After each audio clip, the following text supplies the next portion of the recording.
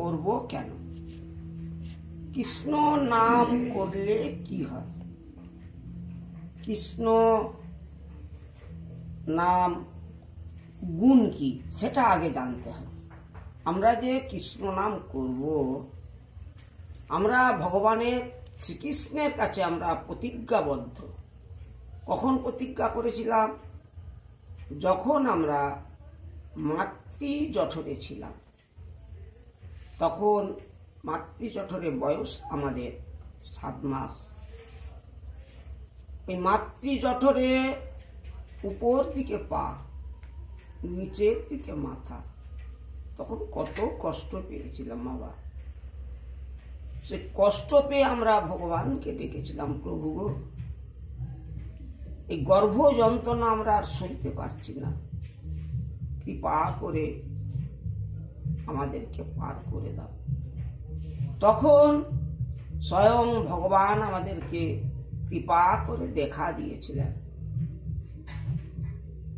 তখন ভগবান বললেন, আমি যে তোমায় পার করে দেব, তুমি আমার জন্য কি করবে?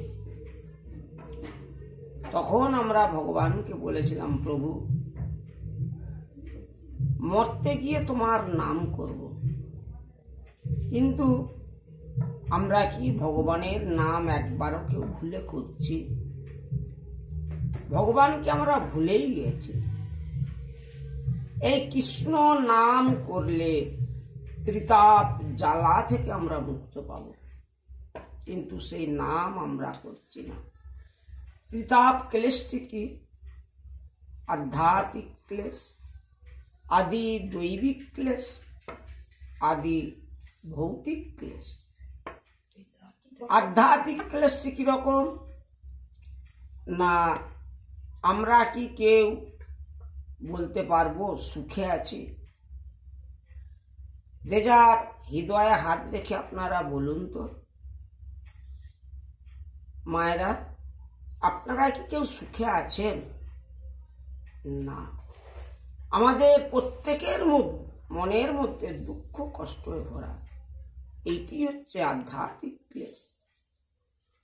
আদি দৈবিক ক্লেশ কোনটি?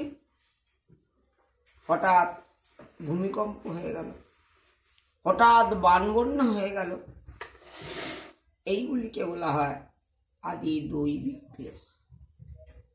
আদি ভৌতিক ক্লেশ কোনটি? তুমি রাস্তায় হাঁটছ,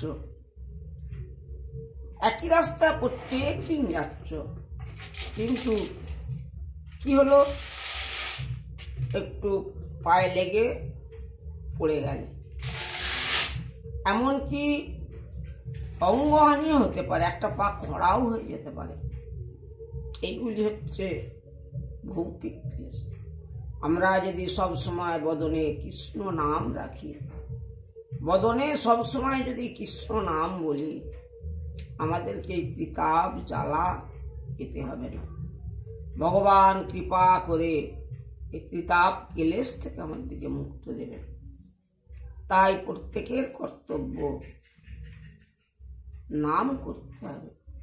স্বয়ং গৌরহরি সনাতন মিশ্রকে বলেছিল, হরের নাম্য হরের নাম্য হরের নাম বৈব কেবলম, কলৌ নাস্তেব্য নাস্তেব্য নাস্তেব্য গতির অন্যথা। এই কলিযুগে কৃষ্ণ নাম ছাড়া গতি নাই।